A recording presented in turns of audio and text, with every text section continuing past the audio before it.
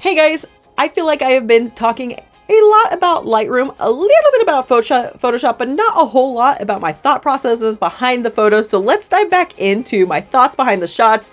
Today, I want to go over my thought process on composing a wide image with the intention of showcasing the background, but not neglecting my subject. So let's take a look at this photo. Okay, so a few things when you approach this scene. You need to decide, is my intention of this composition to highlight the background, the subject, or the emotion of this image? And in this particular case, the intention is to honor thy background. So we want to be able to see the buildings, what's going on there, but we don't want to lose our subjects in this shot. So a few things you can do to help make sure you don't lose your subject is, first of all, keep them as close to the camera as possible. So for this particular shot, I like to have, we want a little bit of foot room here, right? So we probably don't want to bring them too much closer or we start to lose some of that foot room, right? And if they were to frame this, you are putting on a canvas, you would be wrapping a toe or something around it. So this is a good amount of foot room. We may have been able to get them a teensy bit closer, but I'm okay with this. Next, you can look for things such as leading lines to help draw your eye into it. You can even use things like this to help highlight they're here. And lastly, you want to make sure you're choosing a good angle, and not just in like the lens itself, but where you're positioned. So if you're standing square to them, it doesn't have as much of a draw into them as if you get a little bit lower and see more of that road guiding your eye into the subject. So all of these play into highlighting the subject, or like not losing your subject in these wider scenarios. And then lastly, you want to try and keep them somewhere in a third. So you can put them on a third here, third here, third here, whatever lower third makes your heart happy. But if you keep them truly in that lower third, naturally your eye will be drawn to that subject. Okay. Now, we also want to decide our lens choice. So I usually do a 35 in these cases because the 24 that I have, if you get them towards that edge, like where they'd be right here, they would catch that barrel distortion and their body would go, wah, and we don't want that. So 35 is a lot safer for me in this particular case. If you've got a different lens with less of that problem, then do it. Whatever makes you happy. But like I said, I know my gear and this is the lens for the job. Okay, so now we've got them positioned, they're in the center, they're in a third, all that is happy. Let's take a look on what we can do in post-production to draw your eye into the subject. So for starters, we just throw them down a basic edit.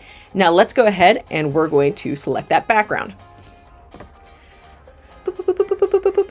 And then, oh, it got a little bit of that in it. So I'm just gonna mask that out. So if that ever happens when you select the background, if you get something you don't want, just use a linear gradient or something to, sorry, wrong way, boop, to add it in.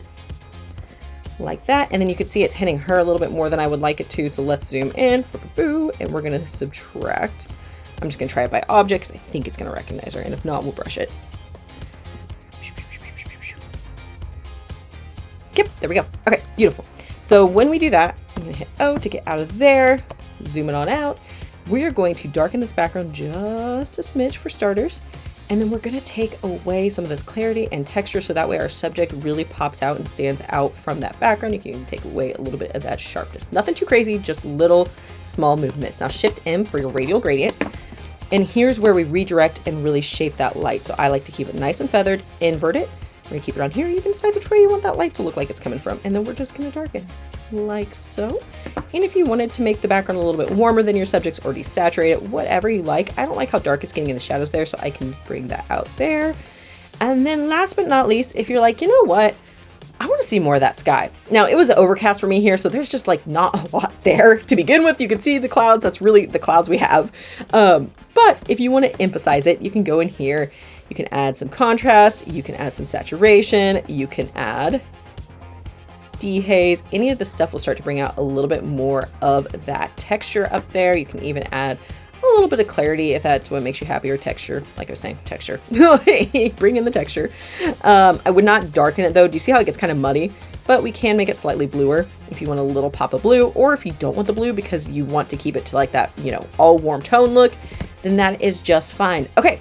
So there you go. You can see by using those radial gradients, making the background less sharp, we are drawing our eye clearly into our subject right here.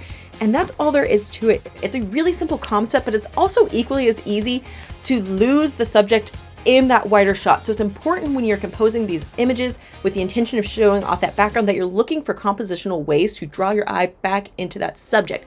So look for leading lines, use rule of thirds, whatever it may be, or just bring your subject closer to that camera. All these things will help still be able to see that couple that you're highlighting, but also show off that background. And then don't forget the importance of using masking for backgrounds and radial gradients to help rehone and draw your eye back into that subject.